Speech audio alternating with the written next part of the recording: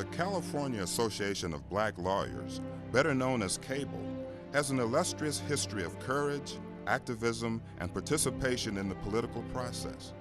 During the 1976 convention of the National Bar Association in Houston, Texas, several California attorneys and judges met to discuss the need for a statewide bar organization to address the issues facing black lawyers and judges in California. We had decided that we as lawyers needed more input in the selection of judges. We also felt that we need to have more input in the state bar. And so we felt if we could get a statewide organization, then we would have more input into both the political aspect and the state bar politics. When I attended the first organizational meeting, I wanted to know and wanted to hear what the people were talking about and whether or not it was just, more lip service or whether or not there was a program that people wanted to implement. And I was pleasantly pleased, if you will, that it was for real. Shortly after the NBA convention, the California lawyers met in Oakland and Los Angeles to further discuss the formation of a statewide organization for black lawyers. And we spent hours and hours planning, how do we structure this organization? What do we call it? What would be the first set of bylaws? How do we plan that all-important first annual meeting, which happened in April of 1977? CABL represented to me at that time the unification of the African-American lawyers and judges in the state of California. The first meeting was sponsored and planned by the leadership of the Charles Houston Bar Association and the John M. Langston Bar Association. The initial bylaws of CABL were adopted, and there were discussions held on current issues of the time. I had the opportunity as president of Charles Houston at that time to preside at the opening session of the meeting. So I called the meeting to order at the Marriott Hotel Airport in Los Angeles. It was an awesome feeling. Almost 200 black lawyers from around the state had come to that hotel. And at 9 a.m. on the nose, not 9:01, but 9 a.m., we were able to call the meeting to order. The key panel of the morning dealt with the Bakke versus UC Regents reverse discrimination case. The case was on its way through the courts. The panel was moderated by Judge Ben Travis and Judge Stanley Malone.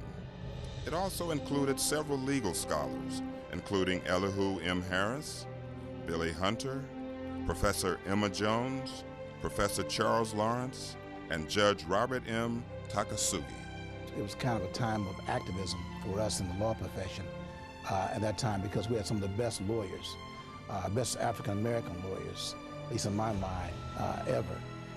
Clint White, Nat Colley, and some lawyers, Leo Brandon and some other lawyers from Los Angeles were very, very well known to us. But the larger bar association, or the major bar association, didn't really know these black lawyers existed for the most part. Some of us did. And I was always concerned about the role of the private practitioner. So when we had an opportunity to create a statewide organization, that was very, very important to me because there were statewide issues that had to be addressed. My understanding is because, of course, I was not there at the time in 1977 when it was founded, but my understanding from speaking with all of the founders, with George Holland and Bob Harris and Judge Horace Wheatley as well, that Judge Benjamin Travis really was the impetus behind it. When I think of Ben Travis, I think of the early days of our discussions about forming an organization.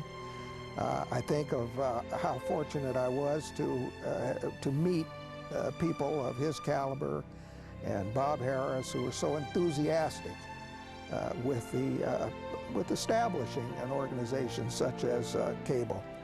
The luncheon address was delivered by Justice Wiley W. Manuel, who a month earlier had become the first black Supreme Court justice in California history. The afternoon session opened with Robert Roberson, president of the John M. Langston Bar Association. It was a marvelous meeting. It was well attended. And it was during the time that Jerry Brown was the governor of the state of California.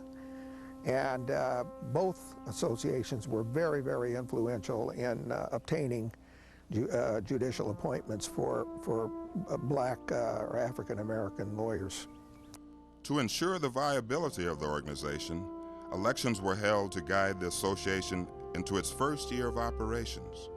After being nominated by Assemblyman Willie L. Brown, Jr., Donald McCullum of Oakland, a noted civil rights and longtime NAACP attorney, was elected CABL's first president. Other officers elected included Naomi Young, vice president for Northern California, Ivy Daly, vice president for Southern California, Irma Brown as secretary, and John L. Burris as treasurer. Judge Ben Travis was elected as chair of the judicial section of CABL. The primary focus of the organization was to change the face of the California judiciary and to influence the course of events affecting black people. At the time CABL came into existence, we had one African American judge, and of course that was the late great Judge Earl Gillum. Once CABL came into existence, we magnified that 10 times. And mainly because, number one, they didn't know how many African American attorneys we had in San Diego. Problems that we were dealing with then still exist. We don't have the diversity that we feel we're entitled to or should exist in the state of California. CABL has just consistently been in the news throughout my presidency. And that is extremely important because we are called upon by the media when anything happens in the community, in the nation, to give our voice on what is CABL's thoughts. They're looking to us for direction. And that to me says that CABL is very viable today. The greatest challenge of CABL today is to continue its relevancy in the minds of the young lawyers who have never really experienced what Judge Travis experienced, what George Holland experienced, what I experienced in growing up and as lawyers. The objectives and purposes of CABL include the stimulation of black lawyers in organized bar activities, to seek out and eradicate the roots and causes of racism, and to preserve the high standards of integrity, honor, and courtesy in the legal profession. Other objectives include to vigorously defend black people from those who would consciously or otherwise deny them basic human and legal rights. I think that realistically we still deal with racism, and for us to say that that doesn't exist is foolhardy. From its inception, the organization has challenged inequities in the legal system and has grown in both membership and influence.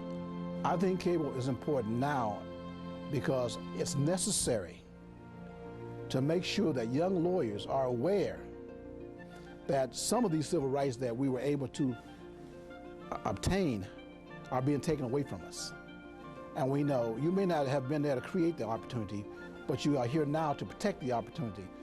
It is the responsibility of those of us who have laid the groundwork to continue to teach and motivate the younger lawyer as to his or her duty.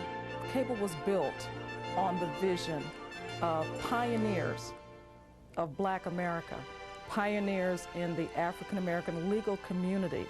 And to be a part of that is so awesome to see that it's still ongoing and that we are still attracting good quality people who give of their time. CABL is a volunteer organization. Meeting regularly with members of the state legislature and the governor's judicial appointments secretary, CABL has been effective in its advocacy of issues facing African Americans and others of similar experiences and situations. By being organized, we could communicate with the governor's staff, and also with the State Bar Association and get certain things done. We're hoping to be able to establish and continue the relationship that we've had in the past with the governor's office, which is that we go annually to Sacramento. We meet with the governor's judicial appointments secretary. We tell him our concerns about the rate of appointments in the African American community that we believe should be raised. CABL is proud to have produced 5 distinguished presidents of the National Bar Association. They include Thomas J. Broome, James O. Cole, the Honorable Allen J. Webster, Randy Jones, and Robert Harris, the first Californian ever to be elected an officer of the National Bar Association.